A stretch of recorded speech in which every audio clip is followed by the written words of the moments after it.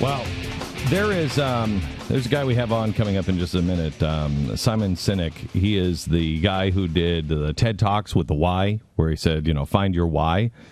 And that's what really drives, Apple knows what their why is. When Steve Jobs was in charge, they knew what their why was.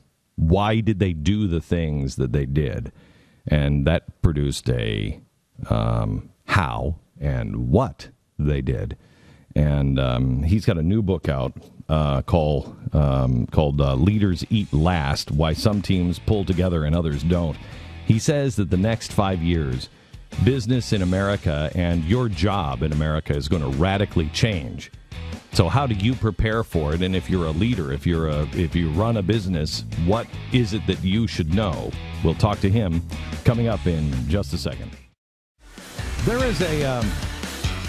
There's a guy that has written a book called Start With Why, that if you have never read it or you don't know the theory, just go online and watch Simon Sinek's video from TED Talks. Truly game-changing in its philosophy. Well, he has a new book out called Leaders Eat Last, and he is joining us now. Hi, Simon. How are you, sir? Hi, Glenn. How are you? I'm very good. Can you take us through what you think is coming over the next 5 years? Well, we have the greatest leadership opportunity in America than we've had definitely since the end of the Cold War, but maybe even since World War II. We have a leadership vacuum in America. No. Neither party... Oh, it's true. Not in politics and not in business is there anybody that's sort of offering us a vision of the future brighter than the one we have now in terms so clear that we can imagine it in our own mind's eye. And so what I wrote about is what conditions have to be met for someone to stand up and lead us the way we want to be led.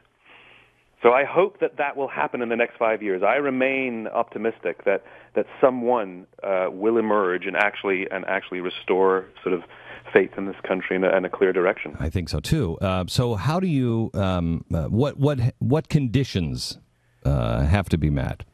Well, fundamentally, things like trust and cooperation are essential for our society or any company or organization to advance and do well. The problem with those concepts is they're not instructions.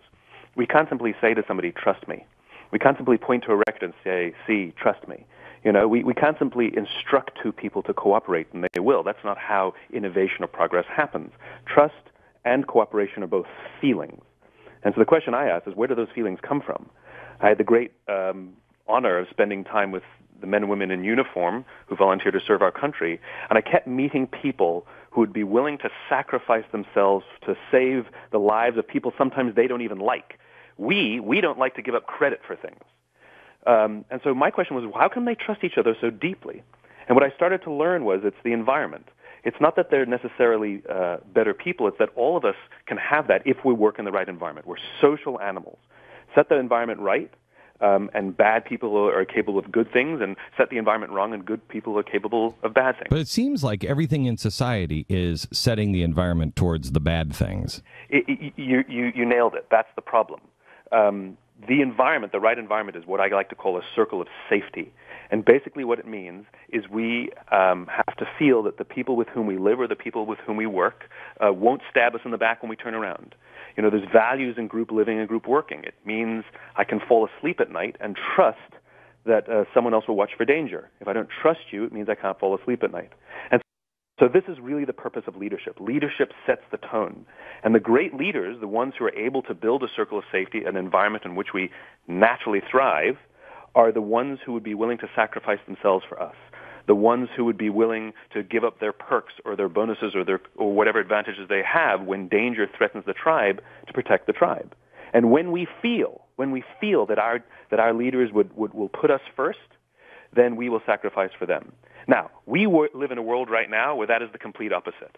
For example, great leaders would never sacrifice their people to save the numbers, but we live in an environment where people always get sacrificed to save the numbers. This is the reason we have such visceral contempt for some of these banking CEOs with their disproportionate salaries. It's not the numbers. It's that they have violated the very deep-seated definition of what it means to be a leader.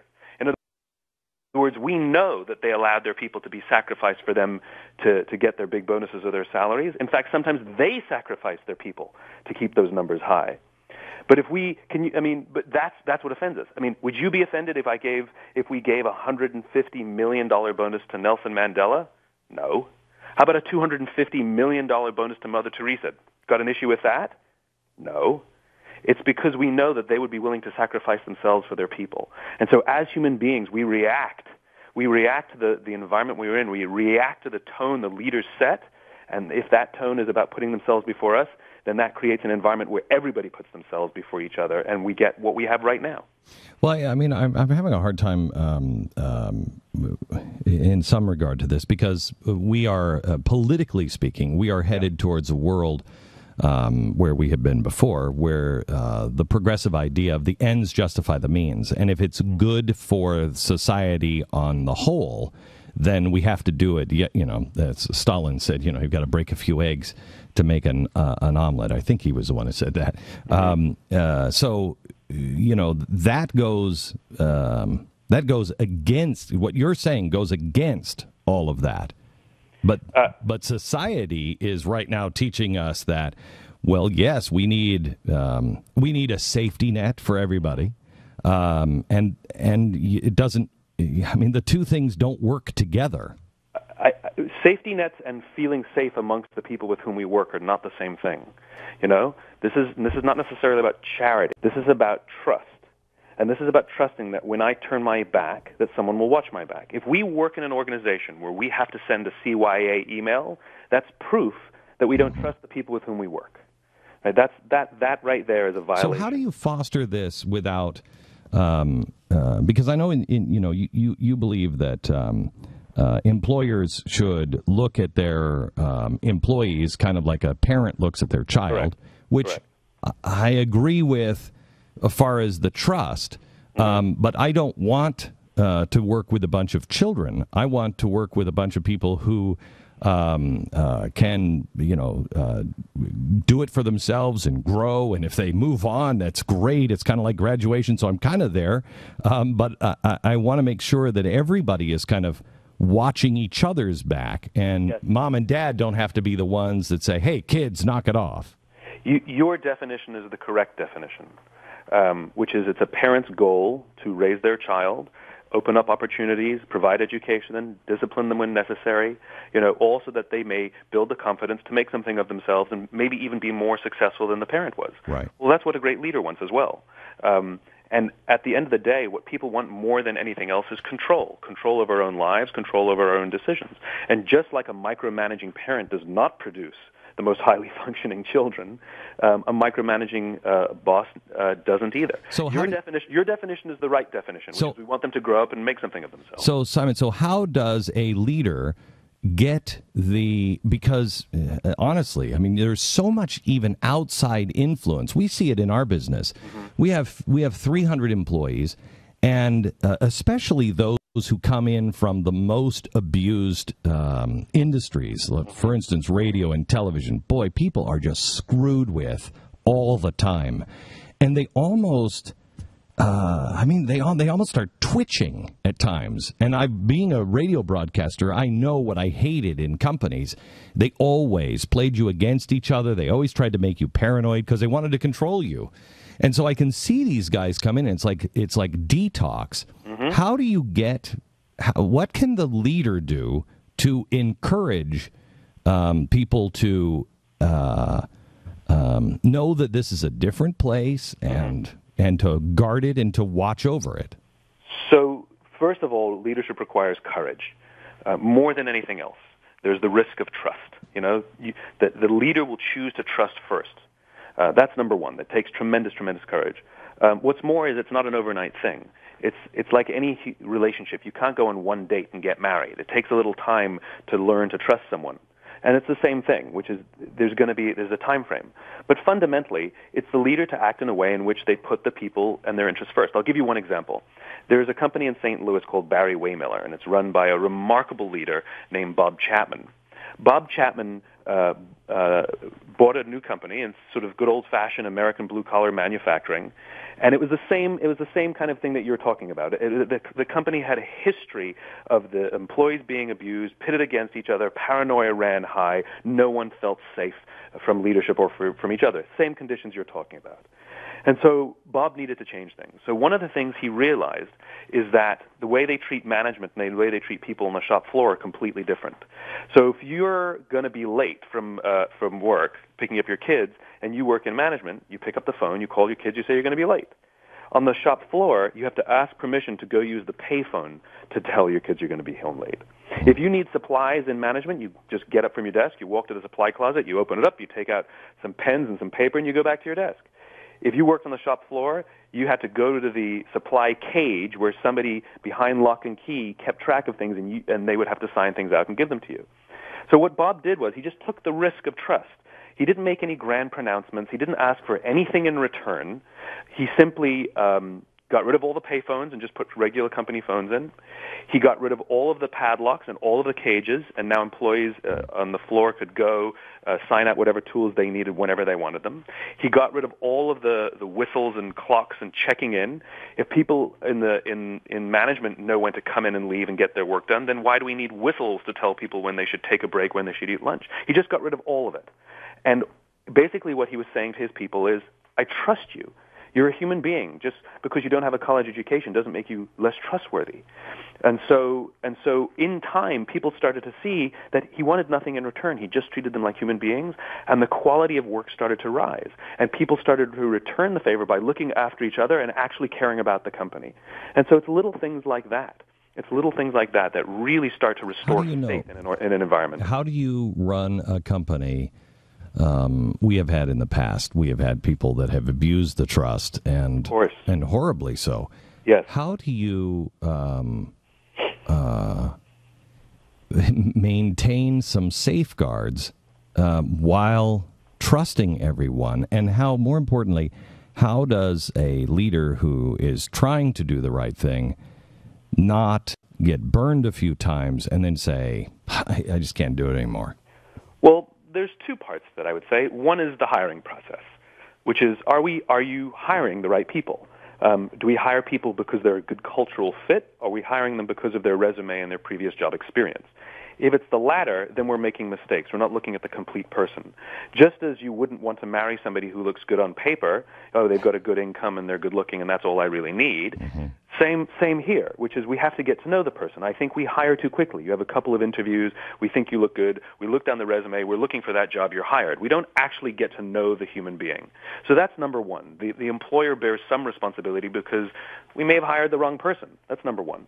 Number two, in a strong environment, there's some self-regulation. In other words, the people who believe in that culture, the people who want to uphold that culture, the people who thrive in that culture of trust and cooperation, work much harder to maintain it. In other words, they look out for each other and they stop each other.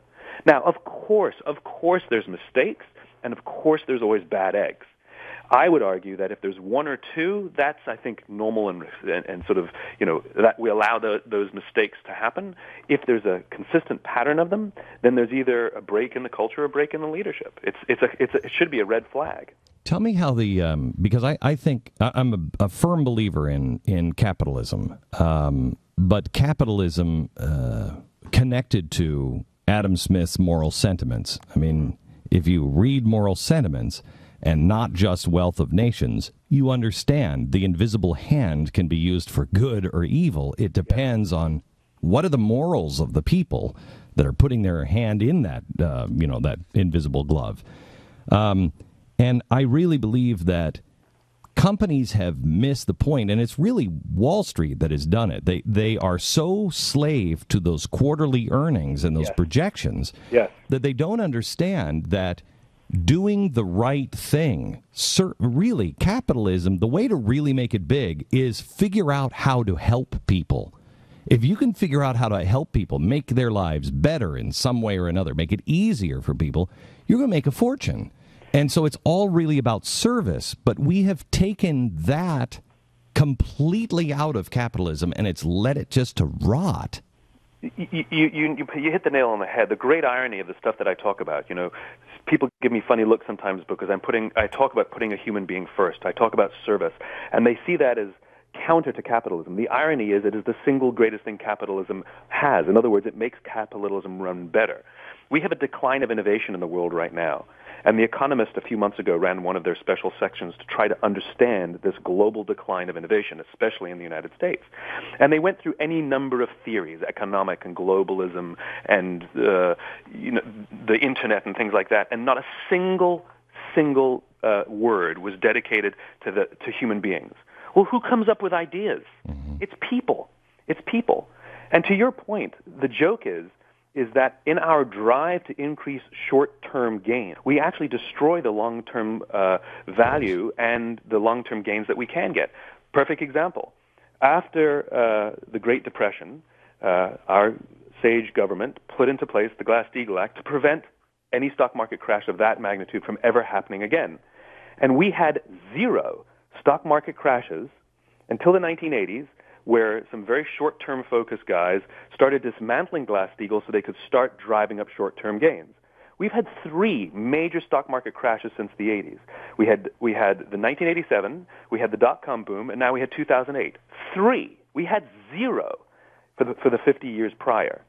And so to your point, we keep doing damage to ourselves.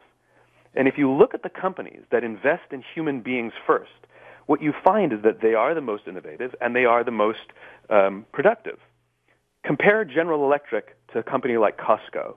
We hail General Electric and Jack Welch's style of leadership as the way to lead a company in this modern day. Now, Jack Welch believed that you should promote the top 10% of people whose work directly contributes to the stock value, and you should fire the bottom 10%. This was the theory. This was the practice. And if you look at GE's performance in the 80s and 90s, and yes, they made a lot of money, but so did everybody. We can't judge the quality of a crew by how well it performs in calm waters. You judge the quality of a crew by how well it performs in rough waters. And you look at GE's performance from the mid-1980s and all the way through today, and it's a roller coaster, ups and downs and ups and downs and ups and downs. It's betting. It's gambling. It's hoping that it goes well. I bet on your new product. I bet on your merger. Then you look at Costco. Costco believed in investing in people. And for years, analysts would criticize Costco for spending too much time and energy on their employees and their customers and ignoring their shareholder. And thank goodness for the courage of Jim Senegal, the founder and just recently retired CEO of Costco. They ignored Wall Street. And if you looked at Costco's performance compared to GE's in a small gap, in 6 months or a quarter or even a year, it looks very flat, where GE's is this wonderful roller coaster of ups and downs and highs. But if you look at it from 1985 to now, over the course of this whole time since Costco went public, you would have invested $1 in GE in late 85, which is when Costco went public, to this current day, you would have made 600% on your money. You would have made 600% on your money in the S&P 500, and you would have made 1,200% on your money in Costco. Wow. In other words, it's stable, and it's not gambling. We gamble on things with the hope that we'll have a short-term gain, right? Like I said, you bet on the new CEO, you bet on the new product. We invest in things like the future. We invest in things like education. We invest in things like our children, things that will grow later on. I will tell you, Simon, I have to cut you here, but we're going to have more tonight on television, and it's a real honor to talk to you, and I'm really excited to have you on. Thanks. I will tell you that I have talked about charity in the same way. It's an investment in people, and boy, people don't understand that, and they don't like that. I'm telling you, it is the future. The name of the book is Leaders Eat Last, available in bookstores everywhere.